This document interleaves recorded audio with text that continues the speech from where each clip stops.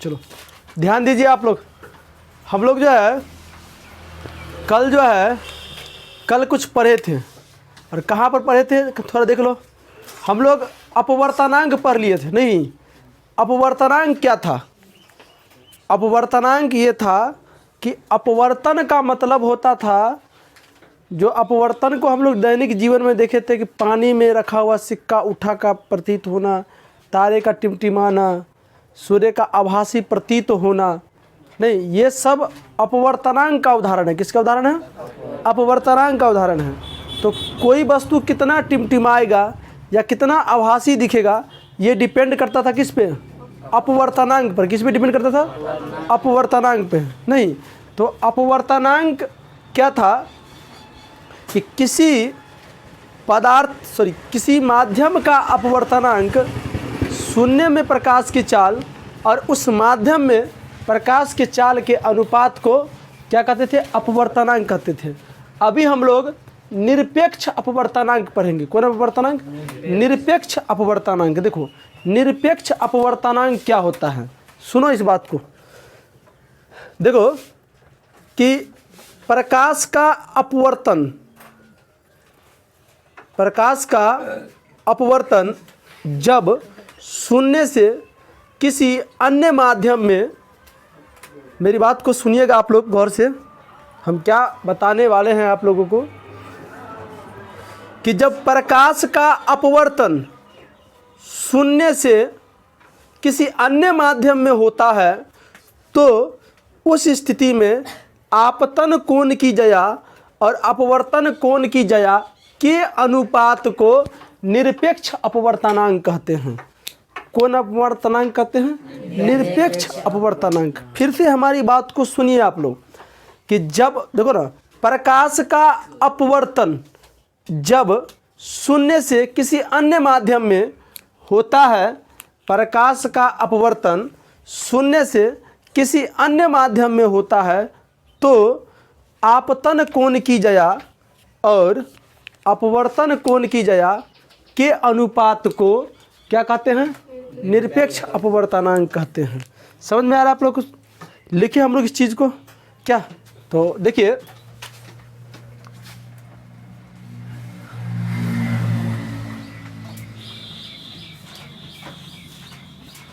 प्रकाश का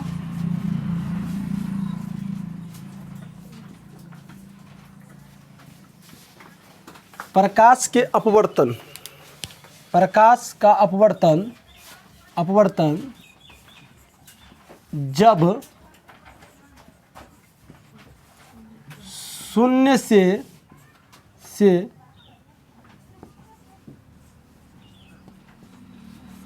से किसी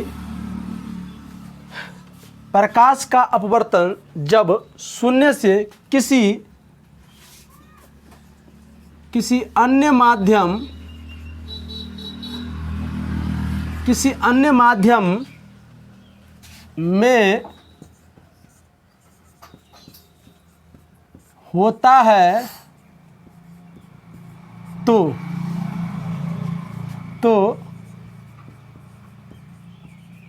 आपतन कोण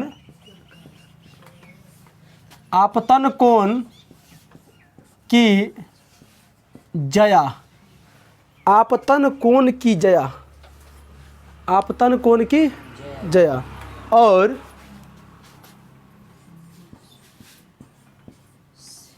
और अपवर्तन कोण की जया के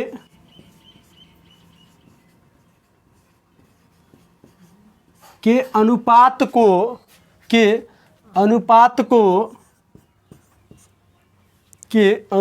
को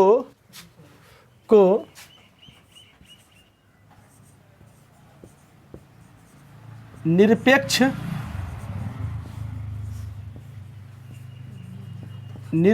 अपवर्तनांक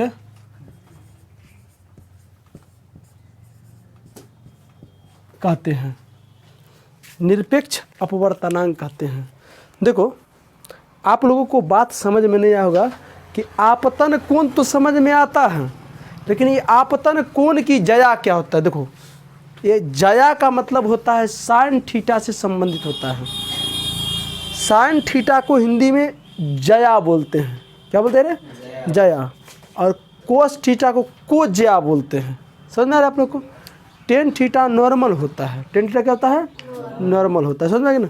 देखो अब इसका फिगर बनाते हैं। फिगर का मतलब होता है निरपेक्ष अपवर्तनांक को फिर से समझिए कि प्रकाश का अपवर्तन जब शून्य से किसी अन्य माध्यम में होता है तो आपतन कोण की जया और अपवर्तन कोण की जया के अनुपात को निरपेक्ष अपवर्तनांक कहते हैं।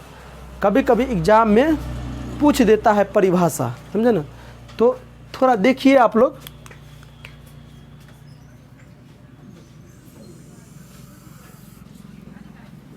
मान लो ये शून्य है, आप लोगों को हम बताए थे कि शून्य हो या निर्वात हो या हवा हो, सब में प्रकाश की चाल सेम होता है, 3 लाख किलोमीटर पर सेकेंड होता है। ये हम आप लोगों को बताए थे। चलिए देखो प्रकाश, अब ये मान लो कोई दूसरा माध्यम है, माध्यम मतलब पानी है, मान लो क्या मान लो? पानी। कोई दिक्कत? अब यहाँ से ये आएगा, यहाँ पड़ेगा। देखो ये जहाँ पे पड़ेगा ना वो एक नॉर्मल होता है, मतलब लंब होता है। क्या होता है?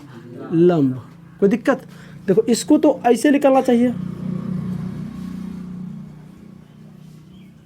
ऐसे नहीं निकलेगा वो। ये यहाँ से क्या करेगा? देखो ना शून्य है, शून्य का मतलब, और ये पानी है, तो आपको थोड़ा भी समझ होना चाहिए कि ये विरल कोण है, सघन कोण है।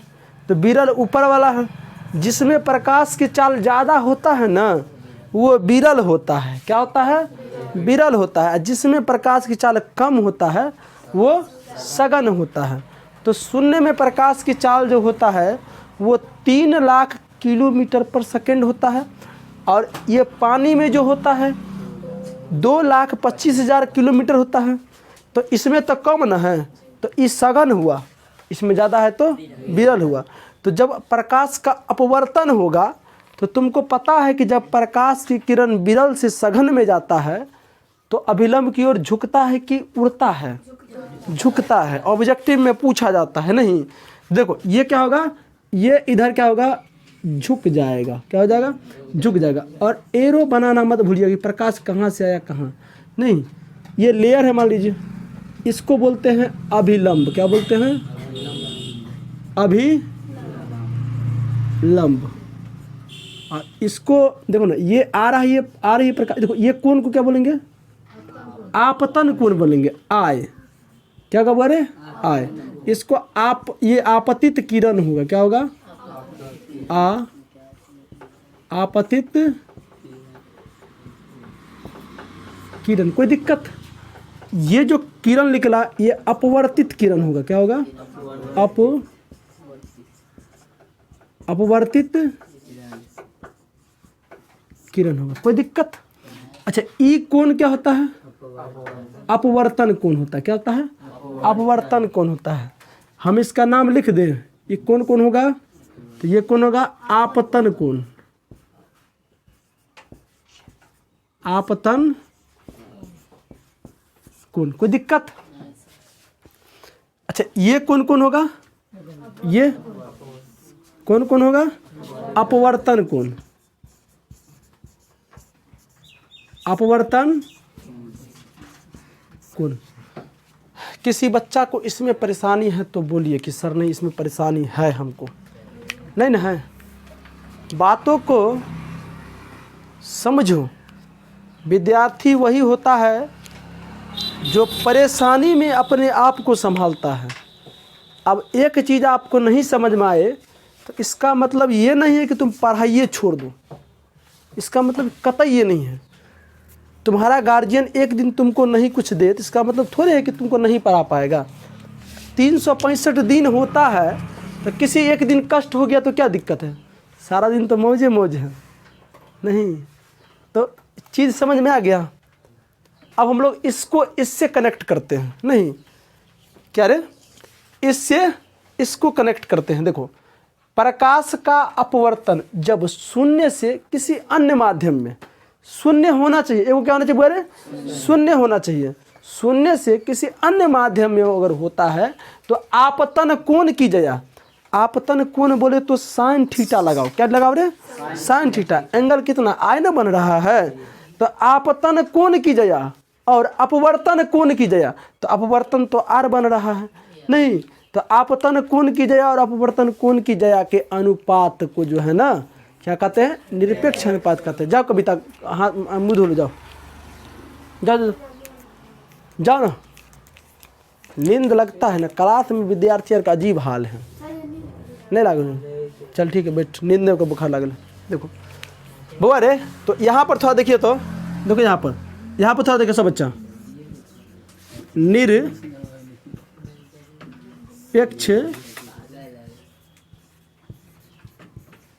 निरपेक्ष अनुपात बराबर, तो निरपेक्ष अनुपात बराबर आपतन कोण की जया, तो आपतन कोण की जया, साइन थीटा को हिंदी में जया बोलते हैं, क्या बोलते हैं रे, जया, जान लो समझ में ना।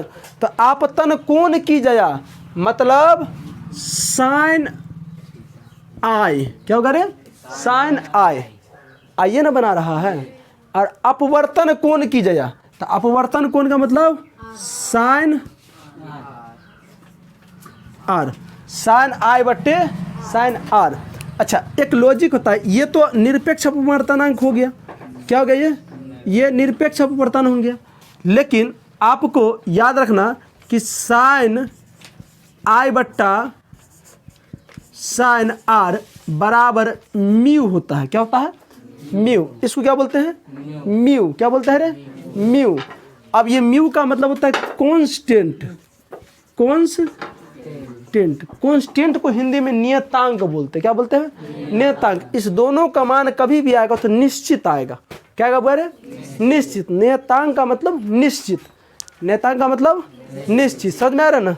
ये हम लोग प्रकाश के अपवर्तन जस्ट इसके बाद हम लोग पढ़ेंगे, तो वहाँ प्रकाश के अपवर्तन का जो दूसरा नियम है ना, ये इसी का नियम है जिसे स्नेल ने बताया था, साइन आई बट्टे साइन आर बराबर म्यू जो होता है ये कांस्टेंट होता है, ये सबसे पहले स्नेल नामक ने वैज्ञानिक ने बताया था, इसीलिए स्नेल का नियम कहा गया इसको, किसका नियम कहा गया, स्नेल का नियम, समझ में आ रहा है ना, जो प्रकाश के अपवर्तन का दूसरा नियम है। इतना बात आप लोग को समझ में आ गया, इतना बात आप लोग को समझ में आ गया, कोई दिक्कत नहीं ना।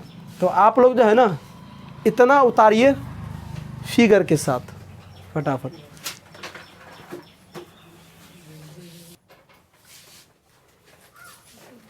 सुनो ध्यान दीजिए आप लोग, आप लोगों को निरपेक्ष अपवर्तनांक जो पढ़ाया गया था उसमें एक चीज़ छूट गया था, छूट ये गया था कि उसे जो है n से सूचित किया जाता है। आप लोग लिख लीजिएगा, उसके नीचे में लाइन होगा तो आप लोग लिख दीजिएगा उसे n से सूचित किया जाता है, हाँ स्मॉल n से, स्मॉल n से सूचित किया जाता है। उसके नीचे लिख लीजिएगा आप लोग, समझे ना, हाँ एरो मार के लिख लो, समझे ना, उसके नीचे है जो होगा तो एरो मार के लिख लीजिए।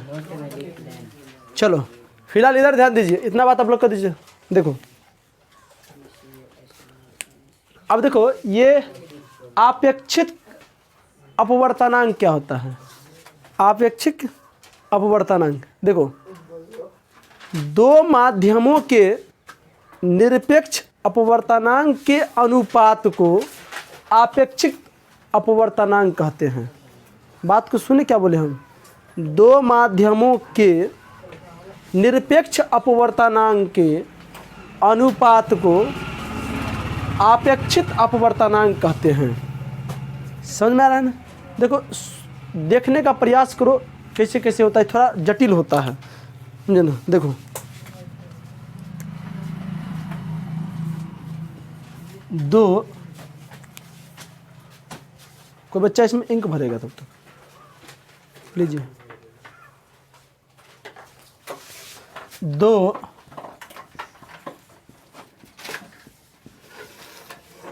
दो माध्यमों के निरपेक्ष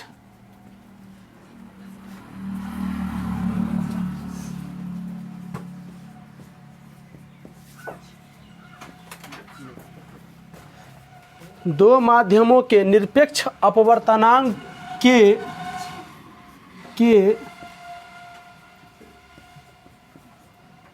के अनुपात को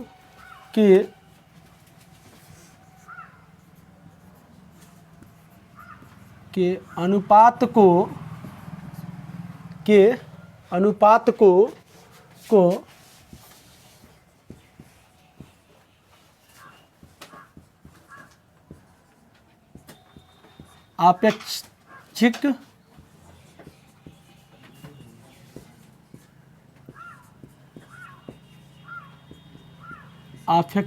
अपवर्तनांक दो अनुपात है को अपेक्षित अपवर्तनांक कहते हैं। लगाए रहे आप लोग? भरा एक भरना है। तुम लोगों से एक मार्कर का ई नहीं खुलता है, क्या तुम लोग पढ़ाई करोगे रे? खचरा सब कहीं का। अरे भरो इसमें, जल्दी भरो। खुल गया?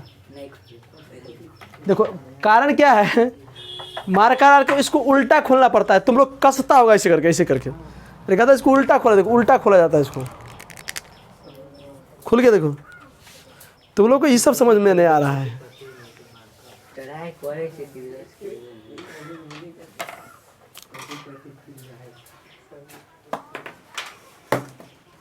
हो गया? इतना डाल दो कि खून पकड़ के मर जाएगा वो।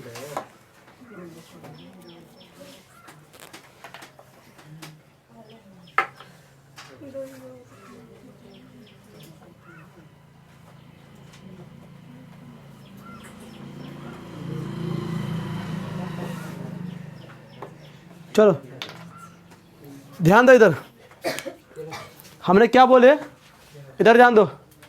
हमने बोले आपेक्षिक अपवर्तनांक जो होता है, दो माध्यमों के निरपेक्ष अपवर्तनांक के अनुपात को आपेक्षित अपवर्तनांक कहते हैं। जैसे देखो यहाँ पर कि माना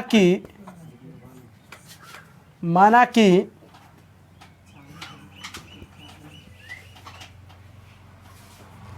माध्यम 1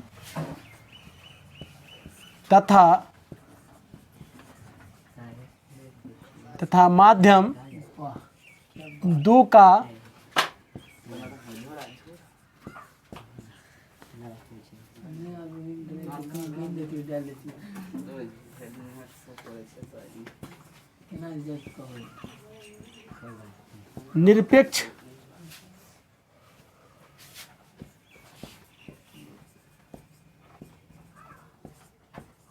निरपेक्ष अपवर्तनांक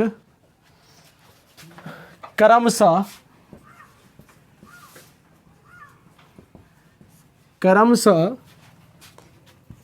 N1 तथा N2 है। हम आप लोग को बताए थे ना कि निरपेक्ष अपवर्तनांक को N से सूचित किया जाता है, नहीं? तो N1 के लिए, माध्यम 1 के लिए N1 हो जाएगा, माध्यम 2 के लिए N2 हो जाएगा, नहीं? देखो अब देखो इसमें सापेक्ष करके निकाला जाता है, नहीं? जैसे यहाँ लिखोगे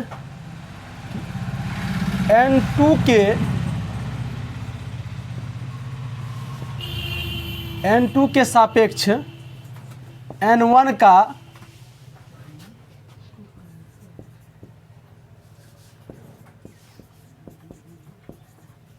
अपेक्षित अपवर्तनांक को N21 से सूचित किया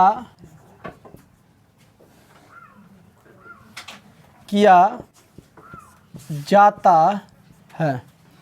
देखो माना कि माध्यम 1 तथा माध्यम 2 का निरपेक्ष अपवर्तनांक क्रमशः N1 तथा N2 है, तो N2 के सापेक्ष N1 का अपेक्षित अपवर्तनांक को N21 से सूचित किया जाता है। समझ गया? अब देखो यहाँ से ठीक लग रहा है। यहाँ से देखो, अगर तुमसे पूछे कि N21 बराबर क्या होगा, तो N2 को ऊपर लिखना और N1 को नीचे लिखना, ऐसे घेर देना। अब तुमको तो पता है ना कि N2 क्या है, N1 क्या है। N2 जो है माध्यम 2 का निरपेक्ष अपवर्तनांक है। N1 क्या है? अनुप्रस्थ नहीं, अरे 2 1 का मतलब होता है कि माध्यम 2 के सापेक्ष 1 का आपेक्षित अपवर्तनांक। समझ में गया? चलो, कल हम लोग जो निरपेक्ष अपवर्तनांक जो पढ़े थे, तो हम क्या पढ़े थे कि प्रकाश का अपवर्तन शून्य से किसी अन्य माध्यम में अगर करती है तो उसके जो आपतन कोण की जया होता है और अपवर्तन कोण की जया के अनुपात जो होता है निरपेक्ष अपवर्तनांक कहलाता है। इतना बात तो हम लोग किए थे ना। और हम कल लिखाए थे, याद होगा, कि प्रकाश की शून्य में जो प्रकाश की चाल होता है उसको सी से सूचित किया जाता है। कैसे किया जाता है? सी से। तो दिमाग लगाओ, तो यहाँ से अगर हम लोग N1 बराबर C बट्टा C1 कर दिए, N1 बराबर C बट्टा C1 का मतलब क्या कि N1 एक माध्यम है जिस माध्यम में जो है ना प्रकाश, शून्य में प्रकाश की चाल है C, और उसके बट्टा में जो है उस माध्यम में प्रकाश की चाल है। नहीं, उस माध्यम, जैसे हवा से पानी मिलाए थे ना, तो हवा में जो चाल था वो तो यही है, अब पानी में क्या हो जाएगा? ये हो जाएगा। चलिए इधर ध्यान दीजिए अब। तो N2 बराबर क्या होगा? C, क्योंकि दोनों स्थिति में तो C तो बराबर ही न रहेगा रे, लेकिन ये C2 हो जाएगा। C और C2 का मतलब हुआ, C मतलब शून्य में प्रकाश की चाल, और C2 का मतलब उस माध्यम में प्रकाश काल जिसमें हम गुजारेंगे इसको। इतना समझ में आ गया? अब दिमाग लगा तुम लोग, यहाँ पर थोड़ा दिमाग लगाइए इसके नीचे। अच्छा, इसको ऐसे कर लो फटाफट, ज़्यादा अच्छा लगेगा। कोमा N2 बराबर C और N2। इसमें किसी बच्चा को दिक्कत नहीं है समझने में, ये कैसे लिख रहे हैं? अभी तुरंत हम लोग निरपेक्ष अपवर्तनांक पढ़े थे, तो निरपेक्ष अपवर्तनांक में हम बोले थे कि प्रकाश शून्य से किसी अन्य माध्यम में प्रवेश करती है, तो शून्य में प्रकाश की चाल और किसी अन्य माध्यम में प्रकाश की चाल, तो N1 है तो C1 ले लिए, N2 है तो C2 ले लिए, और C तो बराबर ही रहेगा, क्योंकि कोनो भी स्थिति में प्रकाश का अपवर्तन जब शून्य से किसी अन्य माध्यम में होता है तब जाके उसको निरपेक्ष अपवर्तनांक बनता है। चलिए अब देखो, यहाँ पर थोड़ा दिमाग लगाओ कि N21 बराबर, N2 का वैल्यू कितना है यहाँ से? C बट्टा N2 बट्टा N1 का वैल्यू C बट्टा C1। कोई दिक्कत? अब देखो, ये C से ये C कट जाएगा, तो यहाँ से N21 बराबर जो होता है वो हो जाएगा C2 बट्टा C1। यहाँ से एक रिजल्ट आएगा। क्या आएगा रिजल्ट? वो बताते हैं हम आप लोगों को।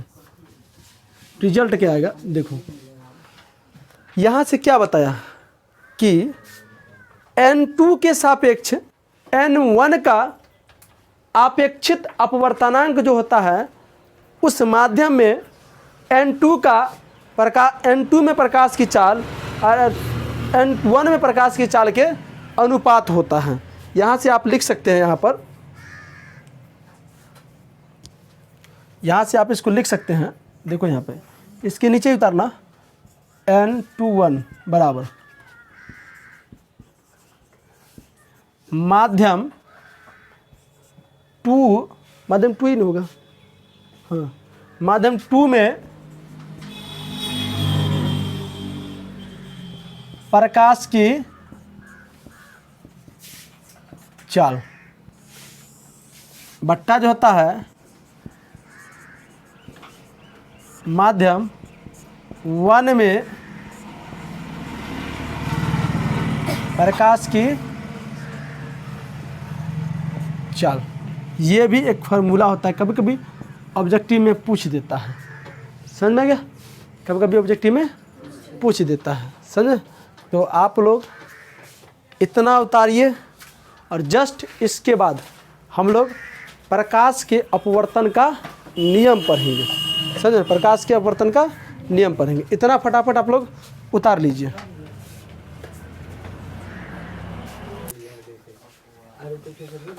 ध्यान दो आप लोग, ये जो है ना प्रकाश के अपवर्तन के नियम मोस्ट विविया है।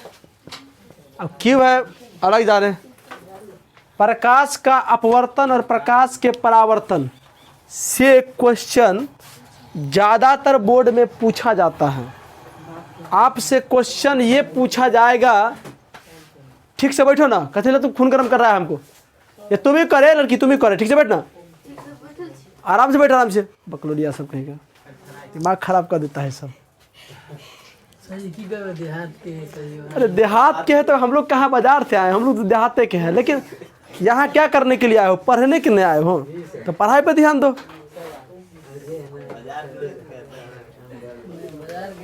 सीबीएसई बोर्ड में जो है ना धिया पुता बाकले होता है। सीबीएसई बोर्ड के धिया पुता पढ़े चाहे पढ़े, लेकिन क्लास में डिसिप्लिन में बैठेगा, भले रोड पर जो कर ले वो अलग की बात है।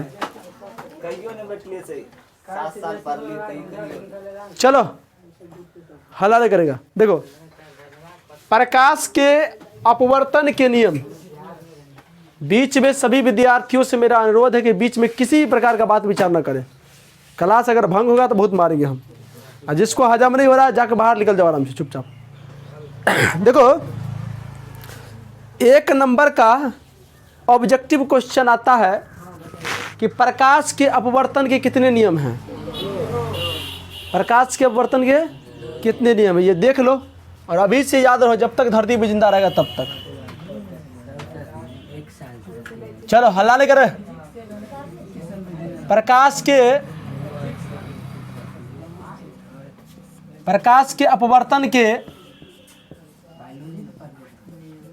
नियम, प्रकाश के अपवर्तन के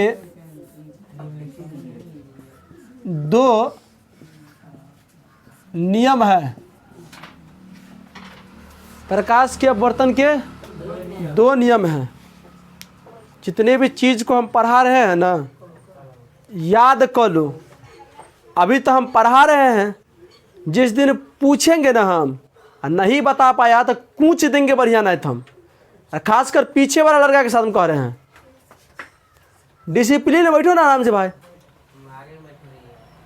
बकवास नहीं करो।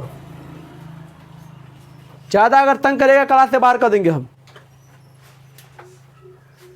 प्रकाश के अपवर्तन के 2 नियम हैं, याद रखिएगा। आपसे पूछेगा क्वेश्चन कि प्रकाश के अपवर्तन के कितने नियम हैं, तो 2 नियम हैं। अब दोनों नियम का व्याख्या करिए, तो दोनों नियम को बताते हैं। देखिए एक्चुअली प्रकाश का अपवर्तन क्या होता है, तो अपवर्तन क्या होता है, जब प्रकाश की किरण किसी एक पारदर्शी माध्यम से दूसरे पारदर्शी माध्यम में प्रवेश करती है, तो प्रवेश करती है, यहाँ तक प्रकाश का अपवर्तन नहीं हुआ है, प्रवेश करती है तो मुड़ने या झुकने की प्रक्रिया को, किसको, प्रकाश को, क्रिया को प्रकाश का अपवर्तन कहते हैं। क्या कहते हैं, अपवर्तन।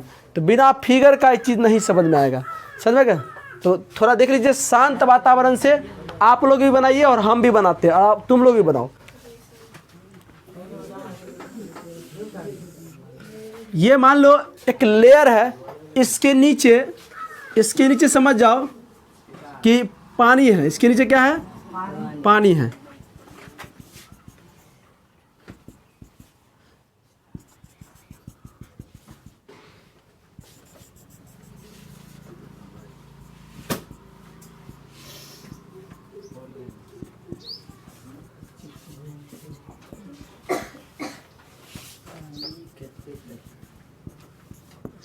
ये क्या है, पानी है। देखो इधर हर चीज़ का ना अपना एक लेवल होता है, लेयर होता है। ऐसा थोड़े है कि पानी ऐसे रहता होगा। ज़मीन में चाहे गड्ढा जैसा भी हो, लेकिन ऊपर जो पानी रहता है ना, वो एक समतल की तरह होता है। चाहे ज़मीन नीचे में जैसा क्यों ना हो, ऊपर में पानी जो रहता है, देखो ना, आप अगर पचकल लोटा में पानी रखिएगा तो पानी थोड़ी पचक जाएगा, ऐसा नहीं होता है ना। ऊपर का जो मुंह रहता है ना, वो समतले रहता है, वो उल्टा पुल्टा नहीं होता है, समझ में गया। तो अब देखो अब तो ये पता चल गया ना, तो ये तो पानी ना है और ऊपर में है हवा। क्या है? हवा। तो दूगो माध्यम हो गया नहीं। और आप लोगों को पता होगा कि हवा और पानी है, तो हवा क्या होगा? विरल की सघन? विरल होगा। क्या होगा? विरल होगा। और ये पानी क्या होगा? सघन होगा। देखो, तो ये मान लो क्या है, ये मान लो अविलंब है। क्या ये? अविलंब। देखो, प्रकाश का अपवर्तन आप लोग को एक बार में समझ में आएगा, खाली आप लोग ध्यान से समझते रहिए।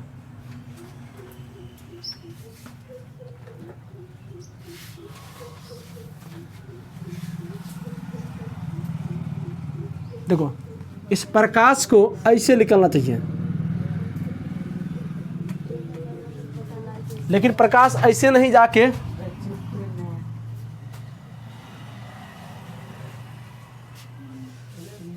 हम देख लिए हैं कौन कौन है, टेंशन नहीं लो, क्लास खत्म होने दो तो इलाज करते हैं। ये प्रकाश अविलंब की ओर झुक जाएगा। क्या हो जाएगा? झुक जाएगा।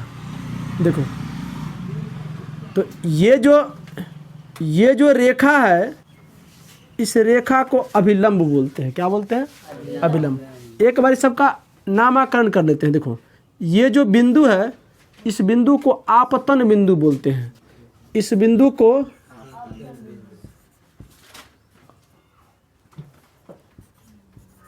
आपतन बिंदु। ये जो रेखा है, इसे अभिलंब बोलते हैं। इसे अभिलंब बोलते हैं। समझे ना? उसके बाद ये जो होता है आपतित किरण।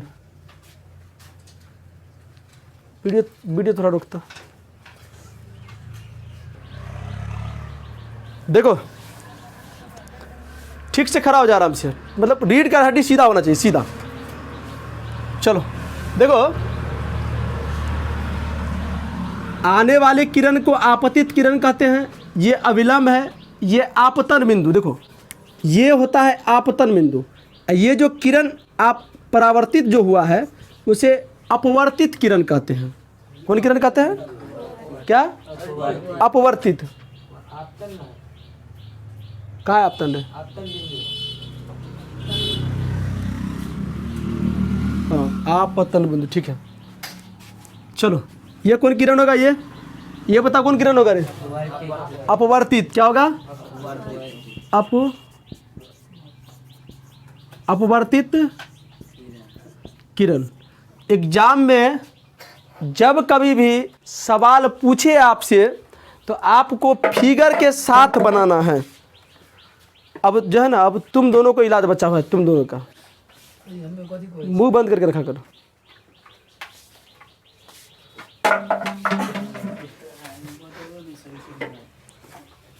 अब इसी दोनों का इलाज बचा हुआ है।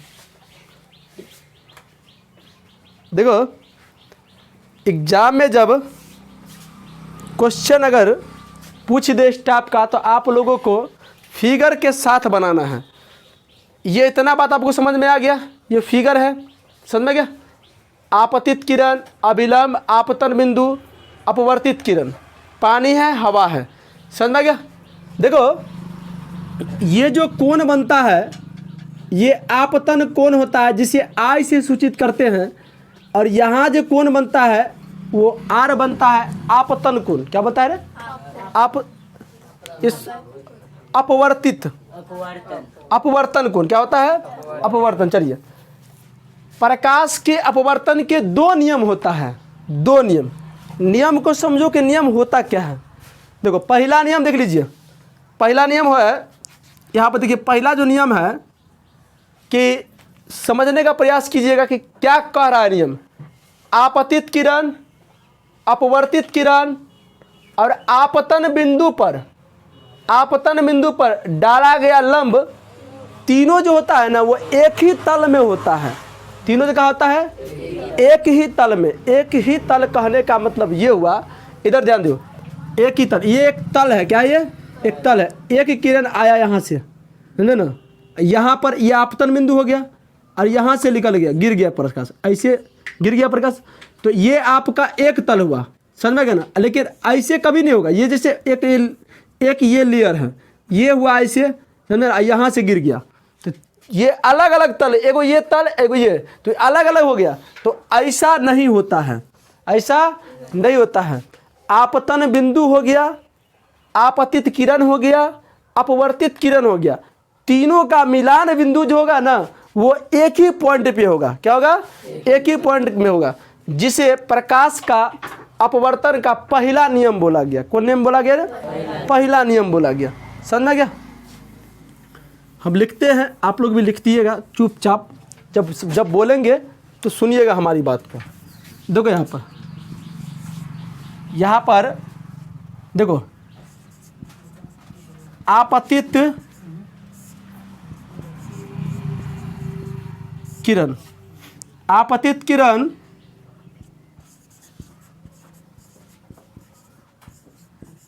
अपवर्तित किरण, आपतित किरण अपवर्तित किरण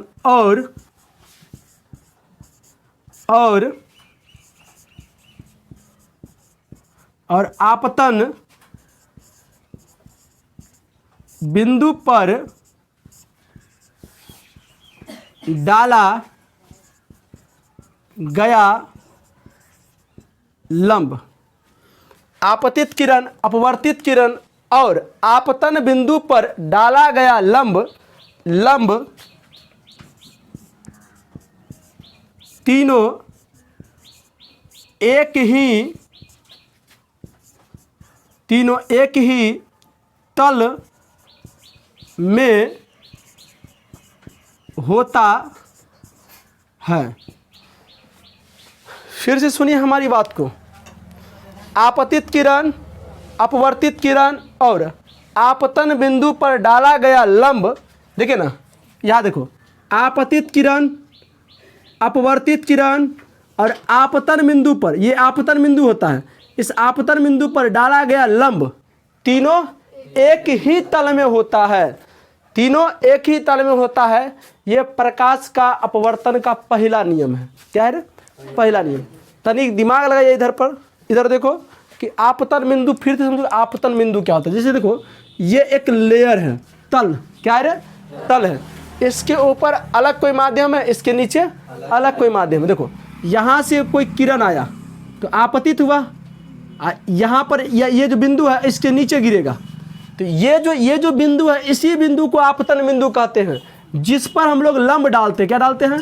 लंब डालते हैं, जिसे अभिलंब कहते हैं। ये तीनों एक ही तल में होता है। समझ में गया? अब देखो दूसरा नियम क्या है। दूसरा नियम है, देखो दूसरा नियम क्या है।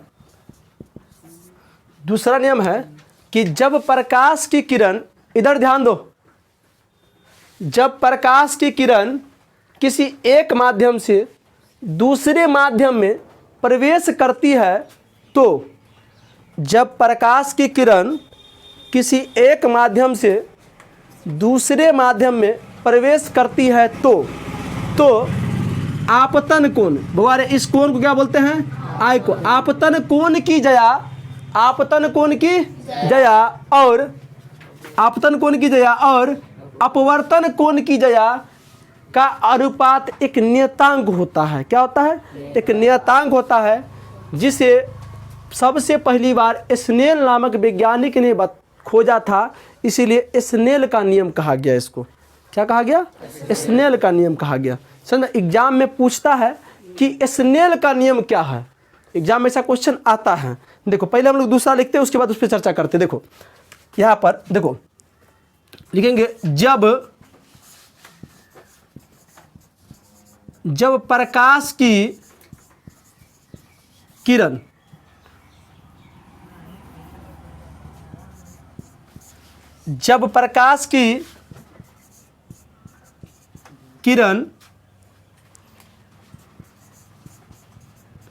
किसी एक, जब प्रकाश की किरण किसी एक माध्यम से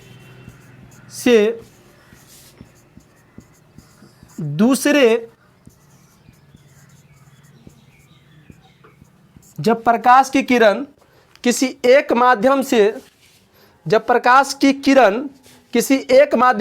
दूसरे माध्यम में प्रवेश करती है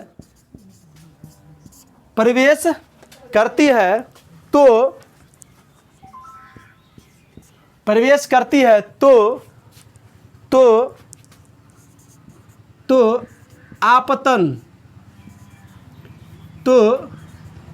आपतन कोण की जया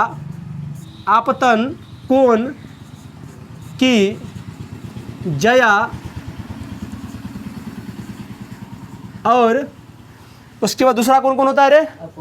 अपवर्तन कोण। Very good. अपवर्तन कोण की, जब प्रकाश की किरण किसी एक माध्यम से दूसरे माध्यम में प्रवेश करती है तो आपतन कोण की जया और अपवर्तन कोण की जया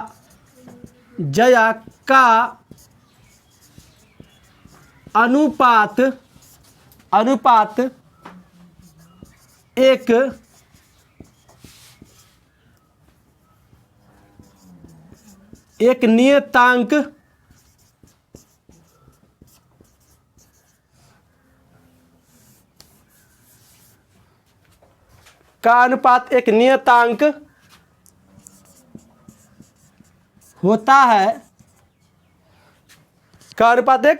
नियतांक होता है। देखो सुनो हमारी बात को, यहाँ पर थे, इधर ध्यान दो। यहाँ पर देखो तो दिखाई पड़ रहा है, एक बार दिखाई पड़ रहा है। देखो दूसरा नियम क्या है कि जब प्रकाश की किरण किसी एक माध्यम से दूसरे माध्यम में प्रवेश करती है तो आपतन कोण, ये होता है आपतन कोण की जया और अपवर्तन कोण की जया के अनुपात एक नियतांक होता है। क्या होता है?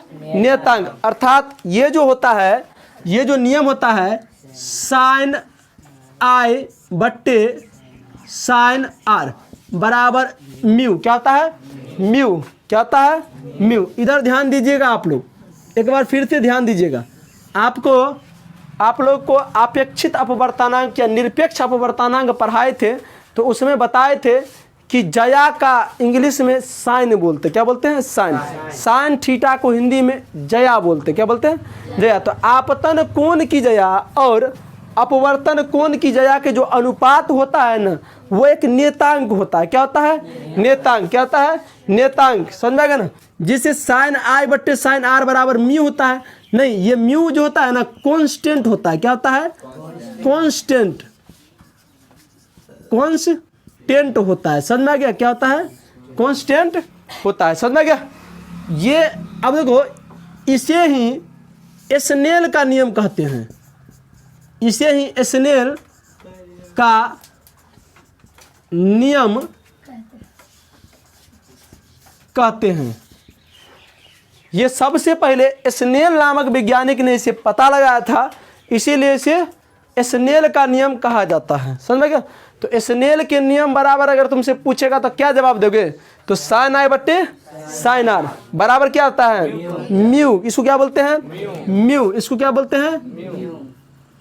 आधा म यू, म्यू। क्या बोलते हैं? म्यू। समझ में गया? तुमसे अगर पूछ दिया जाए, इतना तो आप लोग उतारना ही है ना, ये आप लोग ऐसे लिखिएगा, ऐसे यू दे दीजिएगा, इसको ऐसे घुमा दीजिएगा, इसको म्यू बोलते हैं। ये प्रकाश का अपवर्तन का दूसरा नियम है और दूसरे नियम को ही स्नेल का नियम कहा गया है। क्या कहा गया है? स्नेल का नियम कहा गया। समझ में गया? इतना बात को आप लोग फटाफट उतार लीजिए। क्या कर लीजिए? उतार लीजिए।